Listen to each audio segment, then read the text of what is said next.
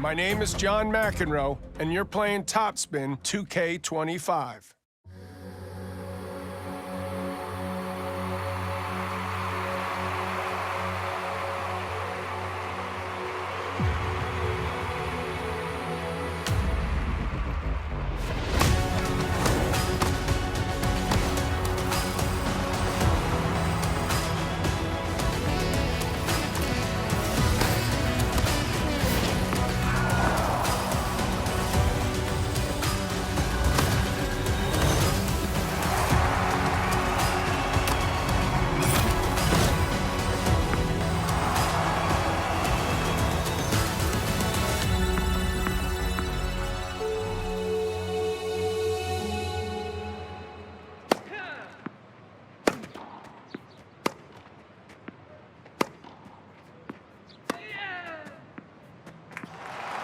Thirty-four.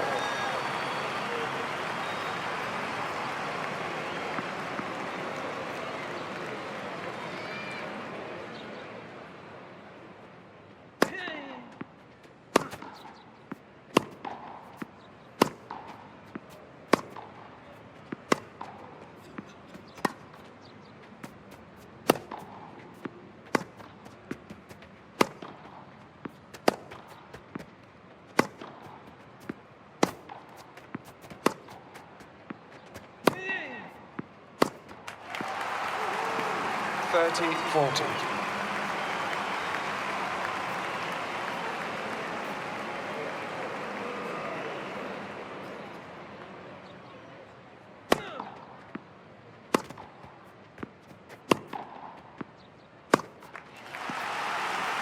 Game, Federer. 2 games all.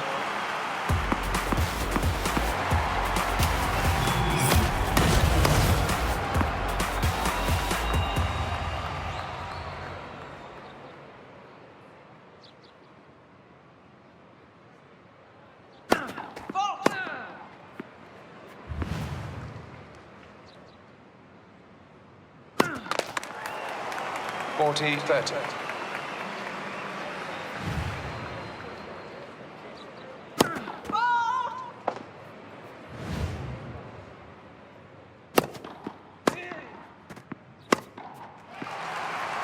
Game, Federer.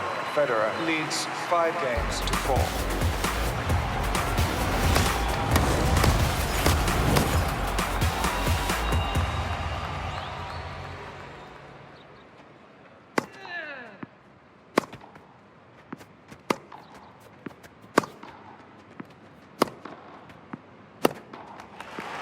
Six, 4, Federer.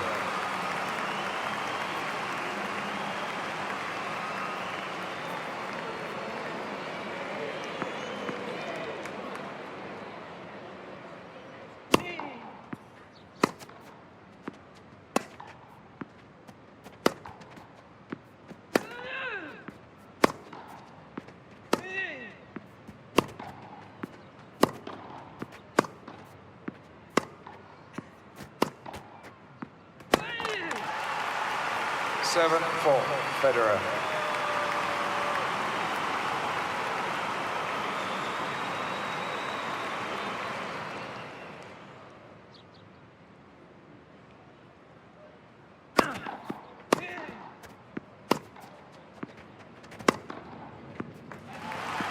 Seven, 5, Federer.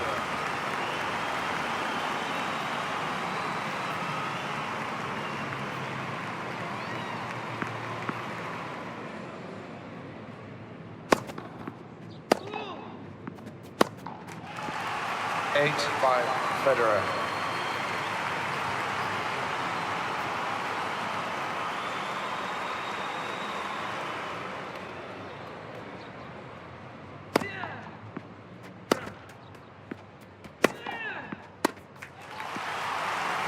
Nine, 5, Federer.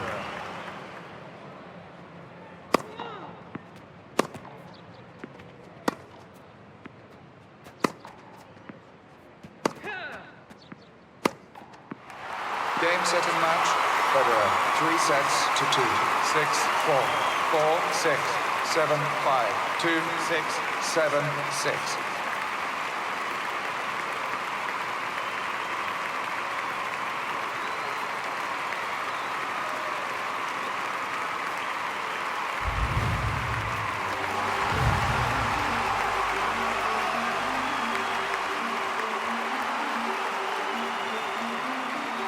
greatest victories in tennis require years of hard work and countless hours of practice to be able to perform under pressure.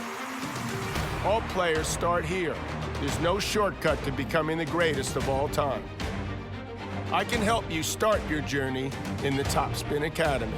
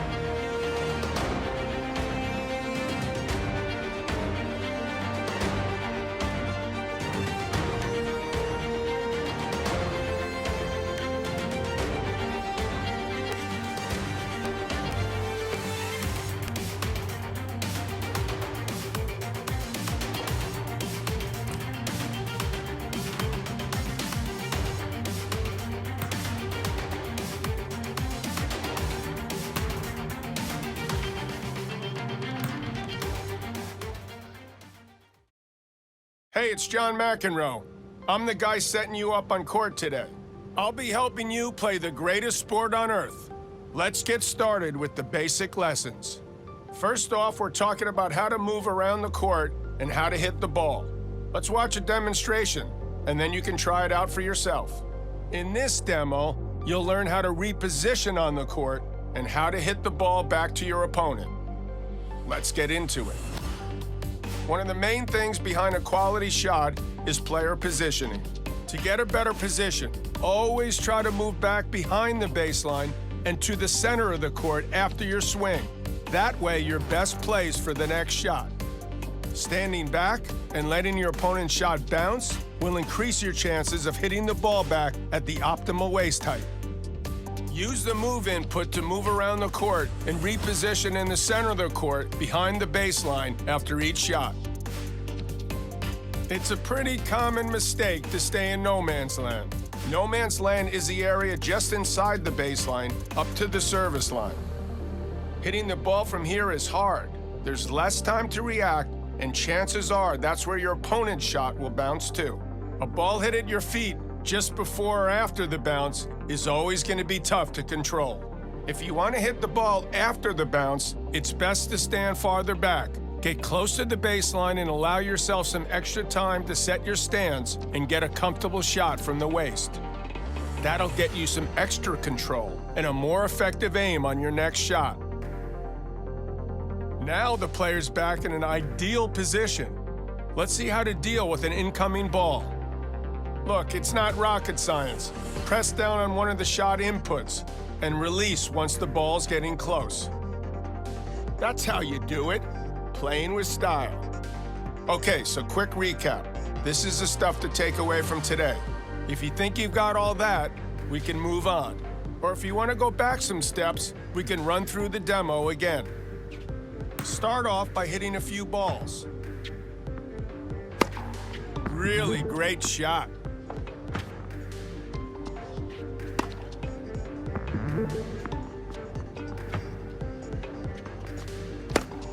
Great work.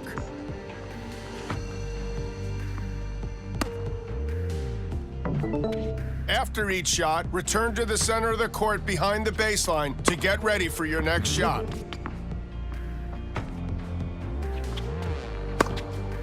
Great. Nice aim.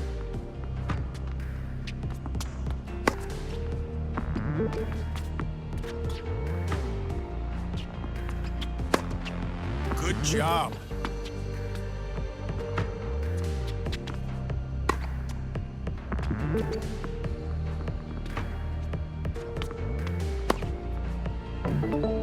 Great work. Moving back to the center and staying out of no man's land are pretty vital, so keep that up. If you want more lessons, I have plenty here for you. Don't be a stranger. Hey, great to see you again. Today we're working on a vital part of a quality shot, the timing. We've got another demonstration to show you why timing is important and how the timing meter can get you results. Today we're talking about how to hit the ball with ideal timing. This is one of the most important aspects of your game, and mastering it will take you up to the next level. You'll pick it up just fine, but it takes some practice. Returning a ball is easy, but timing it to perfection, that's something else. Getting your swing at that exact right moment plays a huge part in your power and your precision. There's 4 possible results here: too soon, good, perfect, and too late. The ideal time to release the input is just before the ball reaches you. And just to underline, it's all about when you release the input and not when it's pressed. The timing meter is something you can use to know exactly when to release the shot input to get perfect timing. It appears above the player whenever there's an incoming ball. Releasing the shot input when the meter's in the green will hit a shot with perfect timing. Let's watch this player hit a few more balls. As you can see, hitting it with perfect timing gets you optimum precision and optimum power. Less than perfect timing? Not so much. The shot's quality will be lower and could give your opponent an opening. Release the shot input way before the ball gets to you or when it's gotten too close. Then the timing will be too soon or too late. Those shots are more likely to land into the net or head out of bounds. Okay, so here's a quick recap on what we've learned here. You think you got that? If not, we can run. Let's have a warm-up. Hit a few balls, then we can focus on timing.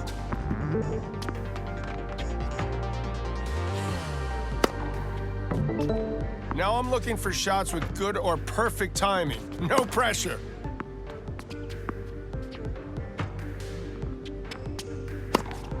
Try to release the shot input when the timing meter reaches the end.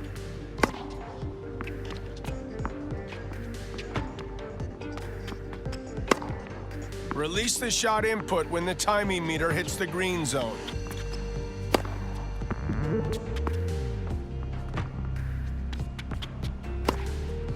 Really great shot.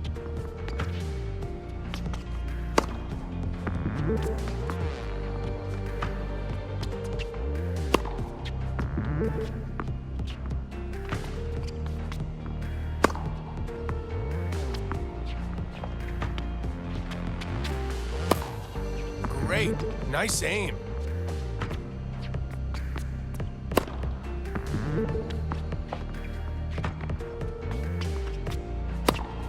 Great work.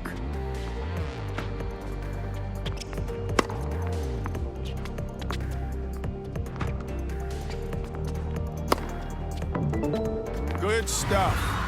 Remember that hitting the ball with perfect timing will always give your shot power and precision. Hey, great to have you back. Today we're aiming ground strokes and talking about how aiming relates to movement. We've got a demo ready to roll, so let's take a look. Okay, so today we're learning how to move toward the ball and how to aim your shot. You'll also learn the aspects of aiming quality and how to make your shots land close to a line. Before you know it, you'll be hitting winners left and right. To get there, though, first you'll need to move toward the ball using the aim input. In this example, the player's moving around the baseline to hit these shots. The important thing to understand when it comes to aiming is that you don't need to start aiming your shot early for it to bounce close to the line. You only need to aim with the aim input when you hit the ball. Up until that point, the aim input is used to control your movement. That means you can decide where to aim until the very last moment without losing precision. You can watch what your opponent is doing and decide where to aim right up to the moment you hit the ball. Let's drop the curtain a little. Here we're drawing an aiming arrow on screen to show the aiming direction when you hit the ball. Notice how pushing the aim input left and right will aim near the sidelines, and pushing the aim input up or down will aim near the baseline or net. So that's the direction of your shot covered. Let's move on to aim quality and how to make shots land as close to the line as possible. Pay close attention where this player is aiming. There are a lot of factors that go into your shot bouncing close to the line, as shown by the green area of the arrow. Things like if you have perfect timing, if your forehand or backhand attribute is high, if the ball you receive is easy to hit, if you're not tired. These all play into it. A ball is considered easy when it's slow and if you can hit between waist and shoulder height. Let's go back to this player's aim. On the other hand, your shot is likely to bounce far from the line, where the arrow here is red, or even to go into the net when your timing is off, when your forehand or backhand attribute is low, when the ball you receive is hard to hit, or when you're getting tired. A ball is considered hard to hit when it's fast or low when it reaches you, or both. Look how this player pressed the aim input deep toward the right sideline. He hits the easy shot with perfect timing, and the ball goes in by the line and wins the point. Now we've got a similar shot, but the ball's moving fast, and the player's timing is too late. The ball sails out of bounds wide and into the doubles alley. That's obviously what you want to avoid. Next, look at this guy with high forehand and backhand attributes, and how well he aims. See how it makes it so much harder for their opponent to return the ball with a quality shot? When this other player with lower attributes aims, not so good. They can't aim as close to the line as easily, making it far easier for their opponent to hit good shots and pile on the pressure. That's it for this lesson. Now get out there and put all these wise words into practice. I don't want them wasted. Mastering this part of the game is essential, so feel free to watch again if you need.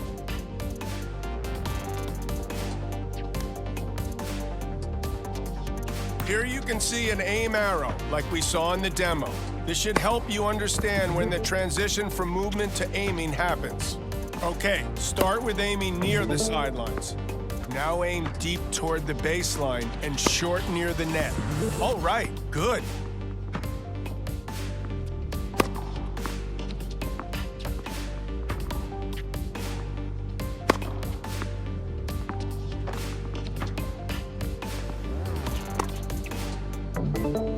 Now it's time to combine aiming techniques, so aim for the corners of the court.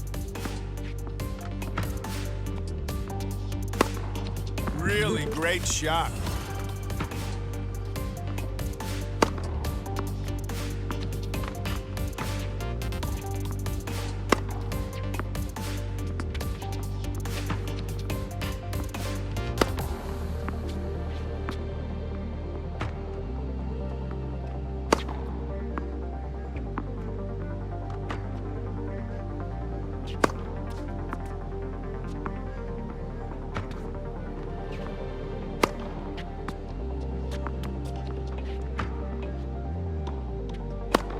Keep trying.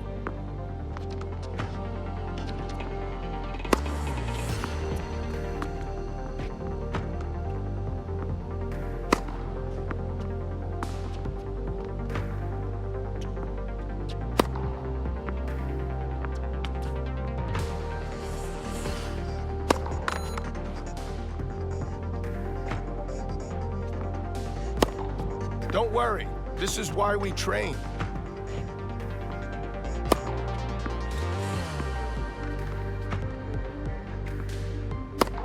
Get it with the next ball.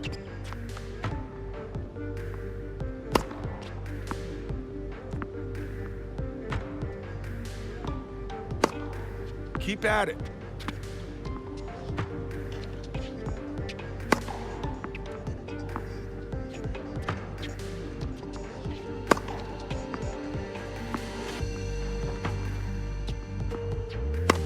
Keep trying.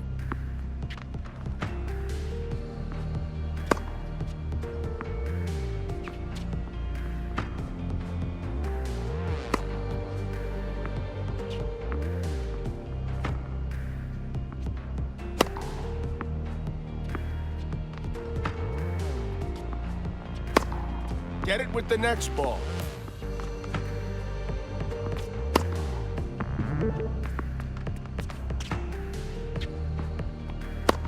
Keep at it.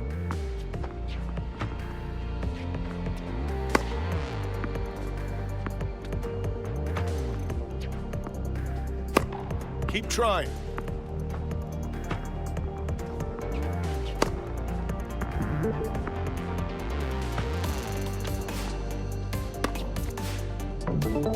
So far, so good, but we're gonna do one more round without the aim arrow and see how you manage.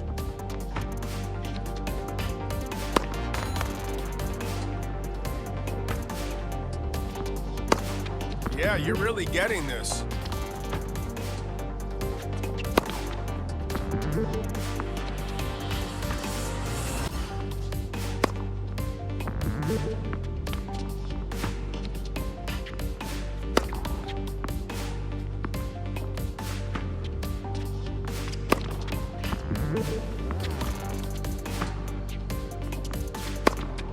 That's too many shots from no man's land. Remember to move back and reset.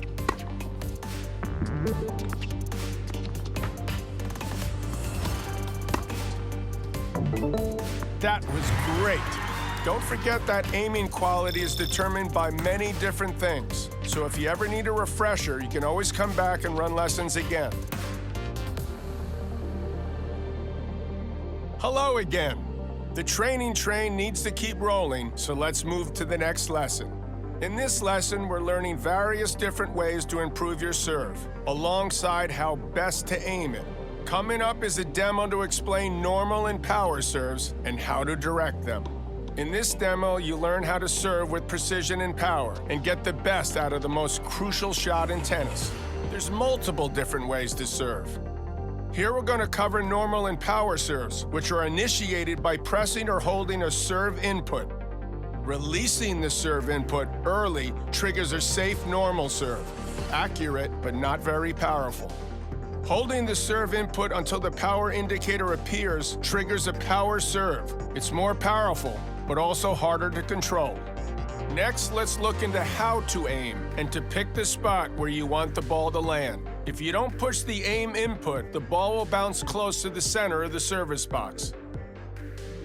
Pushing the aim input will move your aiming spot in that direction, away from the center of the service box. You can use the visual indicator to see and adjust your aiming spot until you hit the ball. You only need to aim with the aim input when you hit the ball. Now that you know how to select your aiming spot, it's important to know what determines how close or far the ball will land to that spot. The ball is more likely to land close to your aiming spot if your serve attribute is high, if your timing is perfect, and if you're not tired. If your serve attribute is low, if your timing is off, or if you're tired, the ball will have a wider spread around your aiming spot. The shot will be less accurate. Okay, so let's get the rundown on what we've covered here. Do you feel you've got the measure of normal and power serves now? Let's start with some normal serves. Be sure to quickly tap the serve input. If you see the timing meter, you held it too long.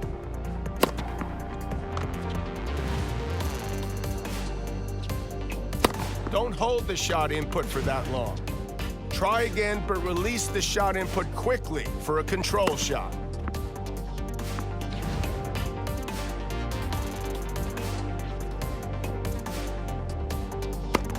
Be sure to release the serve input quickly and do not hold it.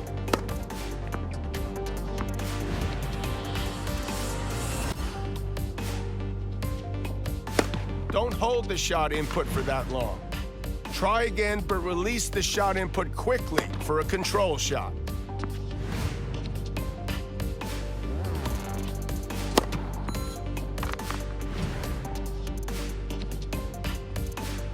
Be sure to quickly tap the serve input. If you see the timing meter, you held it too long.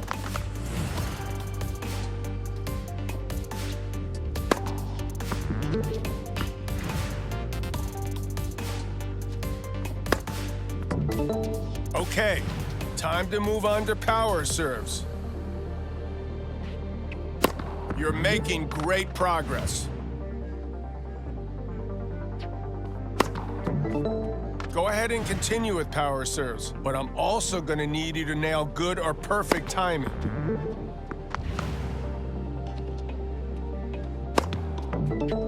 Now hit a normal or power serve into the highlighted area.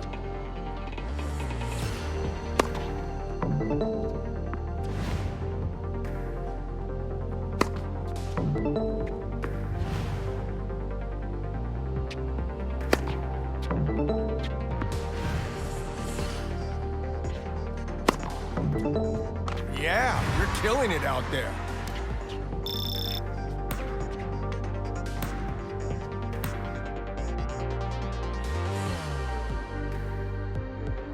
This is going to be an exciting lesson. You're going up against a real opponent. Let's take everything you've learned so far and put it into practice. Remember to keep moving and position yourself correctly on the court. Pay attention to your timing and aim your shots to make them difficult to reach for your opponent and to open the court for your next shot. Now I want you to show me you understand everything we've covered so far. Play some points against an opponent and show your progress.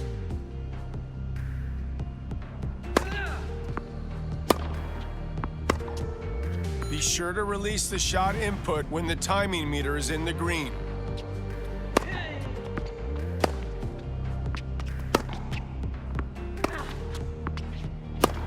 Really great shot.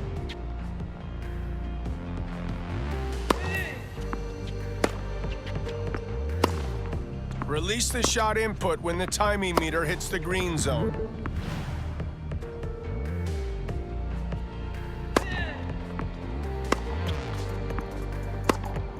Try to release the shot input when the timing meter reaches the end.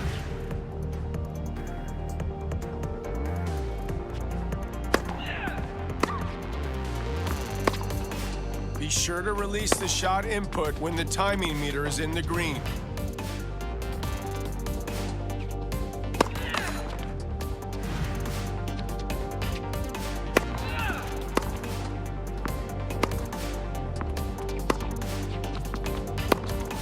Good job.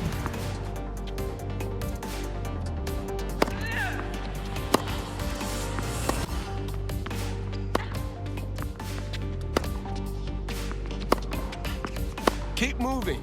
You want to move back to the center of the court behind the baseline so you can get a good return.